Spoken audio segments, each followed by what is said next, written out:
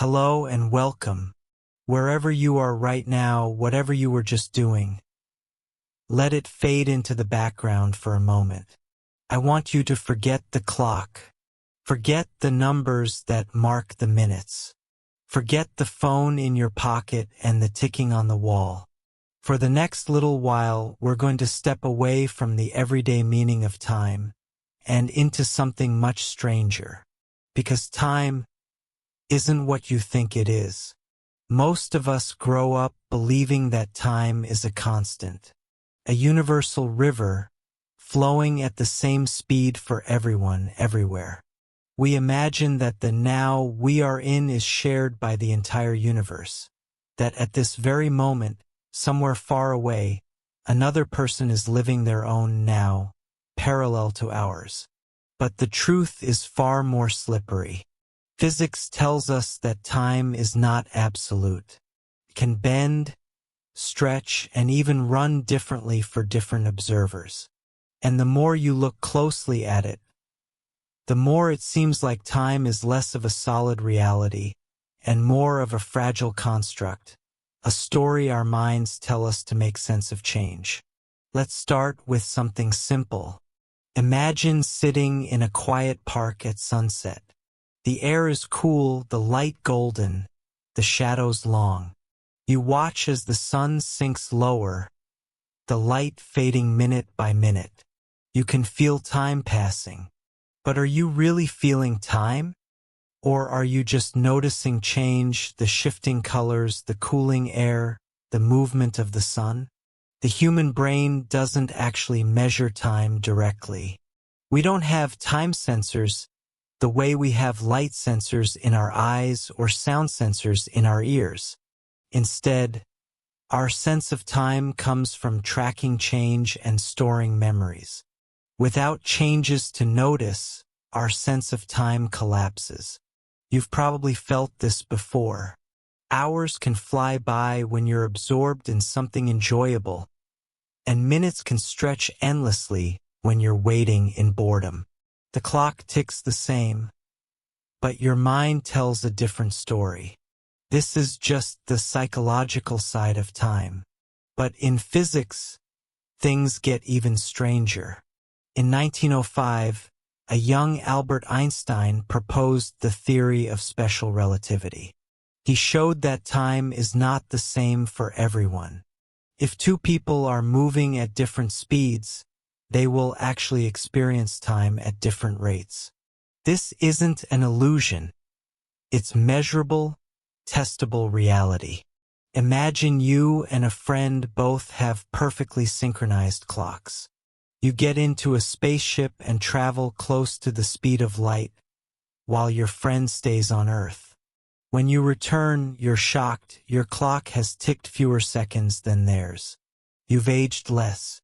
For you, less time has passed. This is called time dilation, and it has been proven again and again, from atomic clocks flown on airplanes to the lifetimes of fast-moving subatomic particles. Time doesn't flow at one universal rate. It depends on your motion through space. And that's just motion. Gravity can warp time too. Einstein's later theory, general relativity, showed that the stronger the gravity you experience, the slower your clock runs compared to someone farther away from that gravitational pull.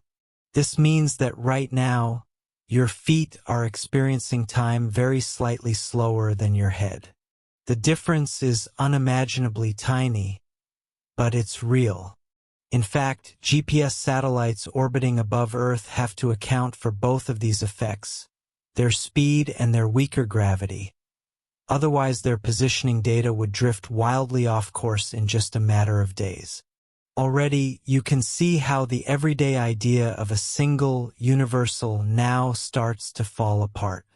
Your present moment is not the same as mine. And if we're moving differently, or sitting at different points in a gravitational field, our moments will never perfectly match. This is the first crack in the illusion of time. When we think of time, we imagine an arrow always moving forward, never backward. We grow older, never younger. We remember the past, never the future. Coffee cools down, ice melts, leaves fall. Everything seems to slide one way. But in the deep mathematics of physics, that arrow isn't built into the laws themselves. If you look at the fundamental equations that describe the motion of particles, whether it's Newton's laws of motion, Einstein's relativity, or the strange rules of quantum mechanics, none of them say time must move forward. They work equally well in reverse. A movie of two billiard balls colliding would make perfect sense whether you played it forward or backward. So why do we feel such a strong, irreversible pull toward tomorrow? The answer lies in a concept called entropy. Entropy is a measure of disorder, or more precisely, the number of possible ways a system can be arranged. Low entropy means order, a deck of cards in perfect sequence. High entropy means disorder, the deck completely shuffled. Here's the strange thing. While the laws of physics are time-symmetric, the statistics of large systems are not. In nature, there are overwhelmingly more ways for things to be messy than to be orderly. So, over time, systems tend to move from order toward disorder, simply because disorder is more probable. That one-way journey toward higher entropy is what gives us the arrow of time. Think about a drop of ink in a glass of water. At first, it's localized, a little cloud in one spot. As the seconds pass, it spreads out, swirling until the whole glass is evenly colored. You never see the reverse happen, the ink spontaneously reforming into a single drop, not because it's impossible, but because it's unimaginably unlikely. This statistical tendency toward disorder is why we remember yesterday but not tomorrow. The past had lower entropy. The future will have higher entropy. Our brains, as physical systems, encode memories in ways that track this increase. In other words, the flow of time we feel is really the flow of entropy increasing. And here's the unsettling twist. On the largest scales, the laws of the universe don't seem to care about the arrow. If you could somehow reverse the entropy in every single particle's position and velocity, you could reverse time itself. That brings us to a bigger question. Why did the universe start with such low entropy in the first place? The Big Bang, about 13.8 billion years ago, wasn't just the birth of space and time, it was the birth of an incredibly ordered state. Smooth, uniform, and finely tuned. Over cosmic time, entropy has been climbing steadily. Stars burn their fuel, galaxies form and scatter, and eventually everything trends toward equilibrium. Many physicists think that the low-entropy beginning is the real mystery of time. Without it, there would be no arrow, no irreversible flow, no sense of before and after. And there's another layer to this, something called the block universe view. In this idea, all moments in time, past, present, and future, coexist equally, like different frames of a film reel. The now we experience is simply the frame our consciousness is currently passing through. From this perspective, there's no objective present moment. The past still exists, the future already exists, and time doesn't flow at all. Our brains, built to survive in a changing environment, stitch these frames into a narrative and give us the illusion of movement. But outside that narrative, time might be a frozen landscape, with every moment laid out forever. This can be a comforting or unsettling thought, depending on how you look at it. Comforting because perhaps nothing is ever truly lost. Every moment still exists somewhere in the fabric of space-time. Unsettling because the flow we feel so deeply might be nothing more than a trick of perception. The block universe also raises a strange question about free will. If the future already exists, are we simply walking a path that's already been laid? Or does our act of experiencing and choosing somehow create the next frame? These are questions physics hasn't answered, and maybe never will. For now, though, let's come back to something closer to our own lives. Think about a moment when time felt strange for you. Maybe it was during a car accident, when everything seemed to move in slow motion. Maybe it was a perfect summer afternoon that seemed to vanish in an instant. These distortions are reminders that time is not a single, rigid thing. It's shaped by motion, by gravity, by entropy, and by the quirks of the human mind. And there's still one more twist. Time may not have begun the way we think it did. Let's take a deep breath. We've already seen how time can stretch and warp, how its direction comes from entropy, and how the laws of physics don't actually insist it moves forward at all. But now we're going to walk right up to the edge, the place where our understanding falters completely, the moment of the Big Bang. In our standard picture of the universe, time and space both began about 13.8 billion years ago. Everything, matter, energy, the very fabric of space-time, was compressed into an unimaginably hot, dense state. Then, in an instant, it began expanding. But here's the strange part. In this model, the phrase before the Big Bang has no meaning. If time itself began in that event, then before simply didn't exist. Asking what came before is like asking what's north of the North Pole. And yet humans are stubborn. We can't help but wonder. Physicists have proposed several ideas for what could have happened beyond that first instant. One possibility is that the Big Bang was not the beginning at all, just a transition.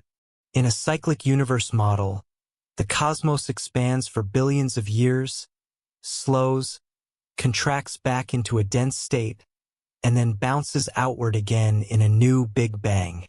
This cycle could have been happening forever, with no true first moment. Another possibility comes from quantum cosmology. In the quantum world, particles don't have definite positions until they're observed.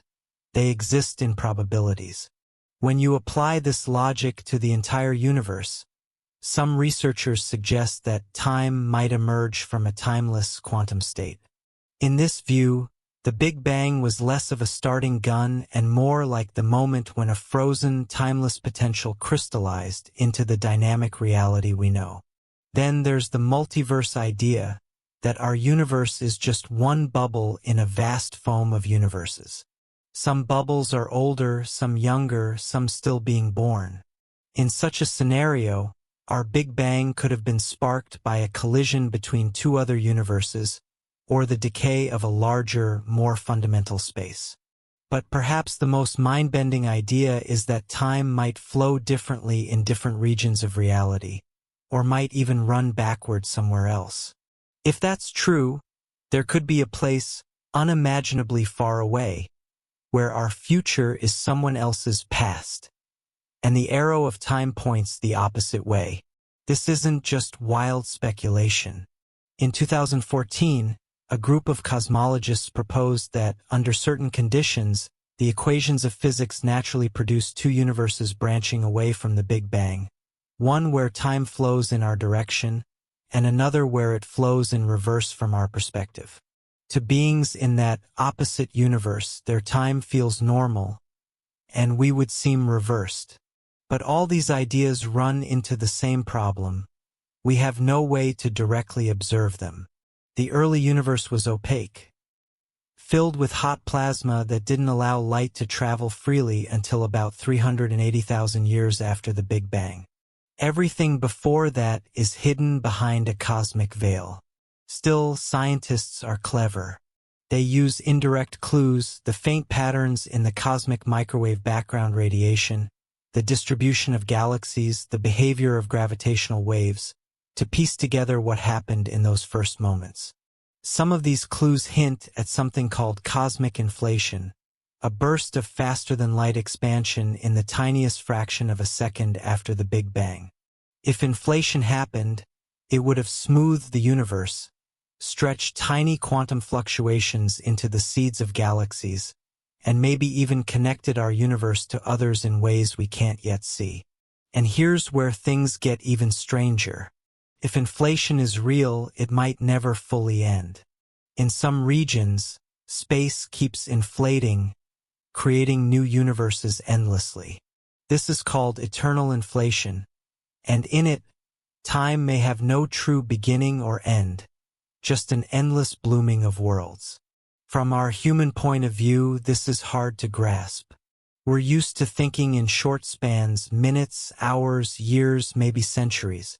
But on cosmic scales, time may be infinite in both directions, and our entire existence could be just a tiny ripple in a boundless ocean. Now, I want you to imagine this for a moment. Close your eyes and picture the entire history of the universe, from the Big Bang to now, as a single glowing thread. See it stretch from left to right. On the far left, a brilliant burst of light and heat. On the far right, this very moment, you sitting here listening. Now zoom out. See other threads stretching beside it.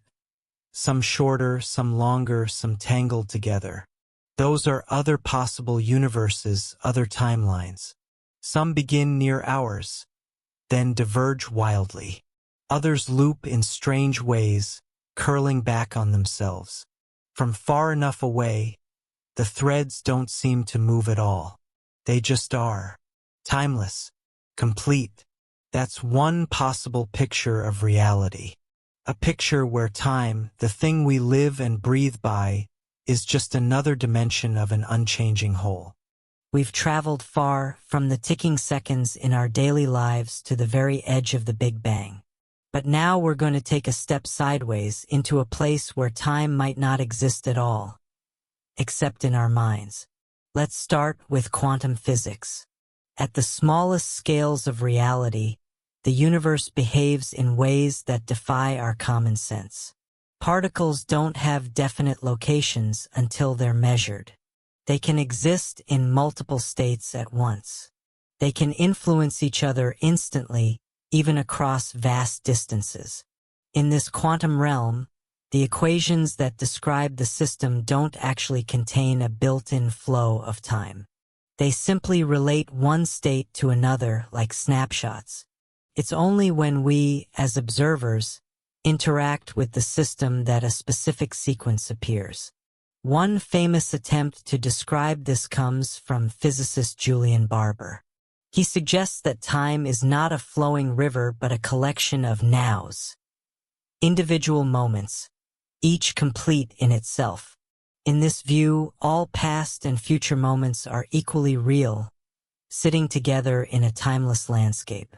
We perceive motion and change because our brains remember previous nows and predict the next ones. It's like watching a flip book. The pictures are all there, printed and fixed, but when we flip through them, our mind creates the illusion of motion. If that's true, then now is just a viewpoint, not a special moment moving through time, but the one our consciousness happens to be experiencing. But why do we experience these moments in order? Why not jump randomly from a childhood memory to a scene in our old age, then to something happening tomorrow? One possible answer is entropy again. Our brains are physical systems, subject to the same rules as everything else. Memories are low-entropy patterns, built in our neurons that can only form in one direction from low to higher entropy. That's why we remember the past but not the future. Another possibility comes from neuroscience.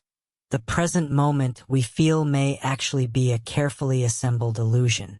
Our senses take in information with tiny delays. Light takes time to reach our eyes. Nerves take time to send signals. The brain takes time to process them. What we perceive as now is a stitched-together picture from events that have already happened. In other words, you are always living slightly in the past. And here's the twist. If the brain can construct the feeling of now from slightly delayed signals, it's possible it could also create a feeling of future or timelessness under certain conditions, like in dreams, deep meditation, or altered states of consciousness. This leads to a startling idea. Time might be, at least in part, a property of the mind, a way consciousness organizes reality. Some scientists even go further and say consciousness itself might create time. Without an observer to notice change, the concept of time might have no meaning. Of course, that's philosophical territory, but it's not entirely without scientific weight. In 2002, physicist Carlo Rovelli suggested that time is not fundamental to the laws of nature at all. It's an emergent phenomenon.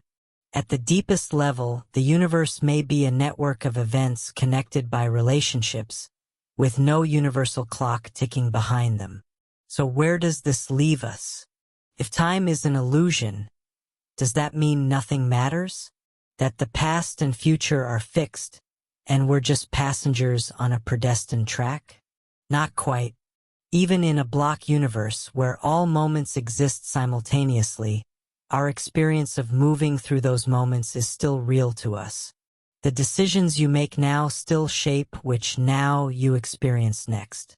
The emotional weight of life doesn't disappear just because physics describes it differently. In fact, understanding time this way can make life richer. Think about it. If all moments are equally real, then every beautiful instant, a laugh, a hug, a sunrise, is eternal in its own way. It doesn't vanish into the past. It simply exists in another part of the tapestry. And if the future is already there, it's not a reason to give up. It's an invitation to step into the best version of it you can. So, whether time is a cosmic river, a flipbook of moments, or just a trick of the mind, you are here, in this moment, experiencing it in all its fleeting wonder. Take one more deep breath. Feel the seconds stretch just a little. And remember, time isn't what you think it is.